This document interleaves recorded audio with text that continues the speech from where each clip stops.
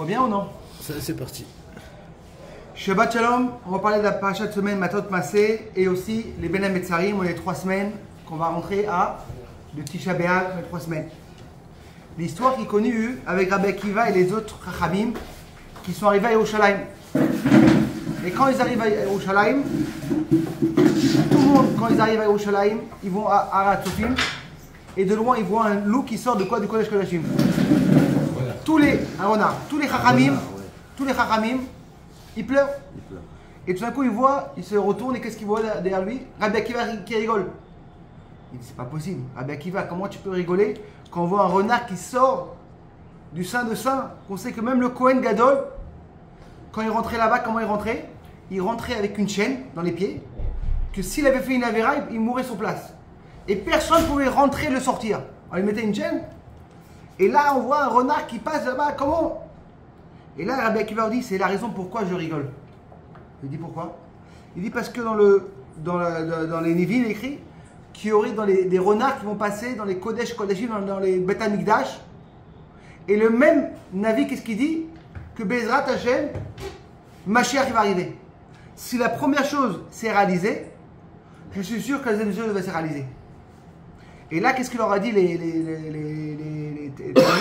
nos sages ont dit,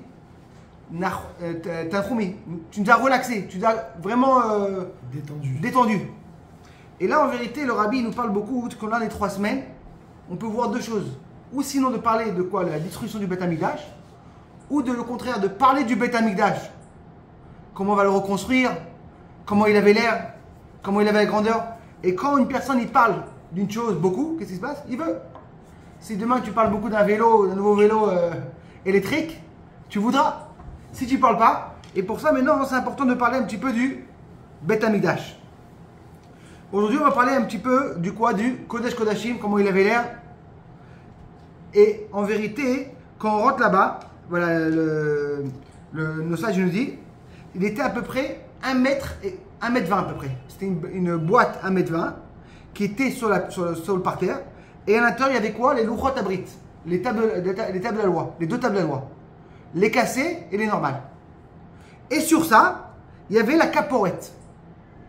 Maintenant, sur le mot caporette, on va savoir c'est quoi qu'il y avait sur cette table-là. Chacun a son image, mais on va parler un petit peu de qu'est-ce que la Torah nous dit. Alors, le Ramban, il nous dit que quoi? Il y avait quoi sur cette table-là? C'est quoi la caporette? C'est comme des krouvim. C'est comme des anges. Des chérubins. Des chérubins. Il y avait comme des anges. La même chose qu'une personne, c'était comme avec des knafaïm, comment dit les Français? Des ailes. La même chose qu'une personne importante, comment il va en général? Il va avec les motards, il va avec les voitures. La même chose. Comme c'était une chose très importante, il y avait comme des anges qui étaient là avec des ailes. Il y a une autre avis qui dit en vérité, l'Agmaré te dit que quoi? C'est quoi le krouvim? C'était comme une tête d'une femme et un homme. C'était comme si sur les krouvim il y avait 2. Le Minotaure. Le quoi? Minotaure. Il y avait une tête comme une femme et un homme. Rashi, il amène un autre pérouche. Il dit quoi? Partsouf Tinok Lahem. C'était comme si qu'il y avait une figure de quoi? D'un bébé. D'accord? D'où il apprend ça? Du mot krouvim. C'est quoi krouvim? Ça vient de revia, de grandir. La même chose qu'un bébé grandit, la même chose avec des krouvim. C'est comme si un petit bébé, un bébé qu'il y avait. Le Abarvanel, il connecte le pirouche de Rashi avec la Gemara. Et qu'est-ce qu'il dit le Abarvanel? C'est quoi krouvim? Il y avait une tête de bébé, c'était un petit bébé et une petite fille. Il y avait comme deux images, une petite fille et un petit garçon. Et la question qui se demande, qu'est-ce qui se met dans le Kodesh HaKodashim, l'endroit qui est le plus saint qu'il peut avoir, comme 2 poupées, comme deux images, un petit garçon, une petite fille. C'est l'endroit qui est le plus saint, comme on l'a expliqué, que même le Kohen HaGadol ne rentrait pas à l'intérieur. Il rentrait seulement Yom Kippour. Alors en vérité, c'est qu'on explique, c'est que toutes les pierres et toute la grandeur du Beth Amikdash, elle est connectée avec quoi? Avec les enfants. C'est que combien c'est grand le Beth Amikdash, si tu n'as pas les enfants, c'est rien du tout. comme on voit que comme Moshe Rabbeinu l'a fait le Ham Israël, il y a beaucoup de gens qui ont fait des grands peuples. Mais eux, qu'est-ce qu'ils ont mis dans les grands immeubles? En Égypte, avec les pyramides, tu vas dans les grands immeubles, les tours Eiffel, les grandes choses. Où les Juifs ont mis leur force? Dans l'éducation. Comme on connaît l'histoire avec, quand Dieu a donné la Torah, qu'est-ce que Dieu leur a dit? Je veux un garant. Au début, il a emmené les rabbanim. Il dit, ah, les rabbanim, s'ils vont rester que les rabbanim, c'est pas rien du tout. Après, il a ramené quoi? Les vieux. Il a dit, mais les vieux vont partir. Je sais que qu'est-ce qu'il leur a dit, les enfants? Et là, en vérité, on voit la force. Que combien ils ont mis le paquet dans les grands immeubles, tout est parti. Qu'est-ce qui est resté? D'Afka les Juifs. Pourquoi? Parce qu'on a mis dans l'éducation. Quand tu mets l'éducation, en vérité, ça va continuer. Quand tu mets dans les grands immeubles, dans les belles choses, des trucs qui partent. On raconte, il y avait une fois la famille Gorelik. La famille Gorelik, c'est des gens qui habitaient à Kriyat Malari, pas loin d'ici, et ils sont venus de Russie. Ils sont venus de Russie dans le moment de soviétique, c'était vraiment avec le communisme très très dur. Et Baruch Hashem, c'est en Israël, et les enfants, ils sont tous partis en shlichut, en mission du Rabbi dans tout le monde. Ils sont en Australie, vraiment dans tout le monde, en Russie. Et une fois, ils leur racontaient, c'était quoi la réussite qu'ils ont eue. Ils ont réussi à éduquer les enfants, même endroit comme ça. Ils sont retournés en Russie. Non, ouais, en shlichut. Il y a à peu près 200 Bate Chabad en Russie, en Russie, en Ukraine. Oui, mais quand ils ont quitté. Non, les enfants. Ils pouvaient revenir en Russie. Ah oui, bien sûr. Les enfants, tu peux. Et ils arrivaient à rentrer, sortir comme ils voulaient. Pas de problème. Après le communiste. Ah oui, après le communisme, d'accord. Et il raconte, qu'est-ce que ça aura marqué? On sait que le père, il s'est fait attraper quand il était en Russie. Pourquoi? Parce qu'il apprenait la Torah. Il était étudiant, il faisait des cours de Torah. Il s'est fait envoyer pendant 10 ans en Sibérie. Maintenant, en Sibérie, en général, il y avait que 90%, ils partaient. C'était vraiment une prison incroyable. Surtout, c'est l'endroit le plus froid du monde. Il faisait froid, il travaillait dur. Non, mais en Sibérie. En Sibérie, c'est quand il fait moins 40, moins 50. C'est les travaux forcés. Voilà, travaux forcés. C'est les travaux forcés. Et il y avait beaucoup de. C'était tous les gens qui étaient contre l'État, les envoyaient. Je vous donne un exemple. Tu mets, pour comprendre, c'est expliqué, tu mets un vêtement dehors, s'il est mouillé, de 10 minutes, il casse. Ouais, c'est pire. Donc t'imagines. Et il y avait beaucoup, malheureusement, de Chabad qui sont partis là-bas parce qu'ils ont diffusé la Torah. Le rabbi précédent, il a dit, on est obligé de continuer à prendre la Torah. On même connaît l'histoire avec Rabbi Akiva. Quand Rabbi Akiva, il y avait le décret de ne pas apprendre la Torah. Une personne est venue me voir et dit, mais comment tu veux arrêter d'apprendre la Torah? C'est un danger. Et le Rabbi Akiva, il lui a dit l'exemple en vérité de quoi? D'un poisson dans l'eau. Il lui dit qu'une fois, il y avait un loup qui est venu et il a vu des gens qui faisaient la pêche. Il lui a dit, ah, tu sais quoi? Il est parti pour un poisson, il dit, tu sais quoi? Sors de l'eau, je veux te garder. Et le poisson, il dit au loup, ah, je sais que tu es vraiment rusé, hein, mais si je sors de l'eau, je vais mourir.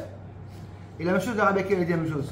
Si je vais arrêter d'apprendre la Torah, je veux quand même comme mourir. C'est-à-dire qu'en vérité, le rabbi précédent, il a vraiment envoyé des gens d'apprendre la Torah et malheureusement, il a se fait attraper. Et le papa, il s'est fait attraper, il était en Russie. Il était en Sibérie. Et il raconte que quand il avait 8 ans, l'enfant, qui est de sa famille Gorelik, il a reçu une image avec comment son père, il fait un dessin d'un enfant. Et qu'est-ce qu'il a écrit là-bas? Bon anniversaire de 8 ans. Shvi le 7 mai 1949. Il dit, c'est bizarre. Notre fils, il est né le 4 mai. Et quel rapport papa, il nous envoie une date loasique qui n'est pas juif. Et là, en vérité, ils ont cherché, ils ont trouvé que le 7 mai 1949, c'était son anniversaire hébraïque. C'est-à-dire que s'il aurait écrit son anniversaire hébraïque, même en lettres normales, il serait fait attraper. C'est-à-dire qu'en vérité, même si tu es en prison après 7 ans, qu'est-ce que va y penser?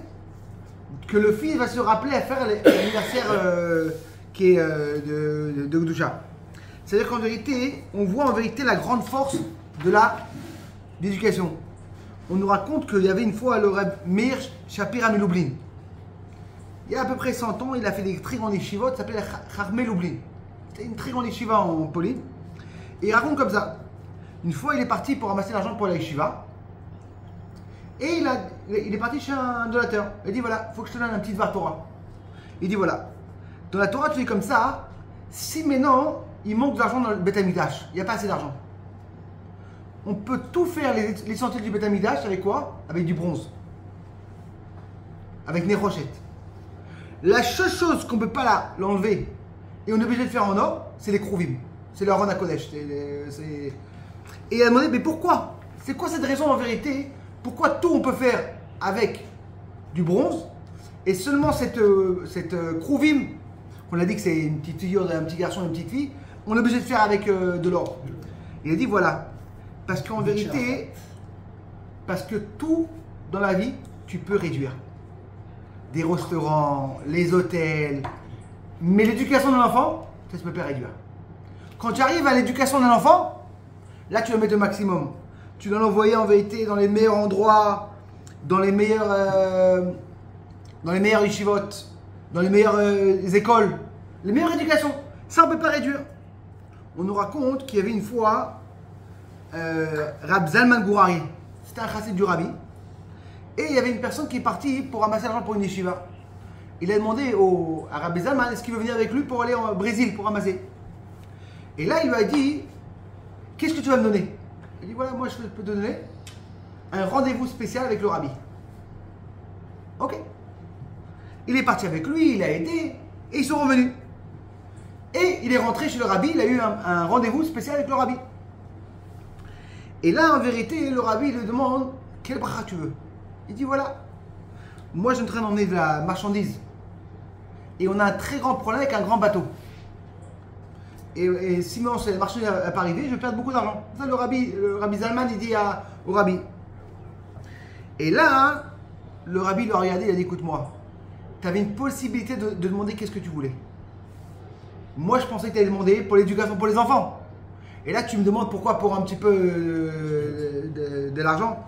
C'est-à-dire qu'en vérité, c'est ça en vérité un ékouda qu'il y a dans le Beth Amikdash. C'est quoi l'endroit le plus important? C'est ce Kodesh Kodashim, c'est ce Aron HaKodesh. Et qu'est-ce qu'il y avait comme il dit le Barbanel? Une petite figure d'un petit garçon, une petite fille, parce qu'en vérité, il n'y a pas plus fort qu'une éducation d'un enfant. Que Bezrat Hashem, on aura la tzlacha de savoir que tout le inyan de quoi de construire le Beth Amikdash, c'est de continuer le Limud Torah, de continuer les belles choses. Bezrat Hashem.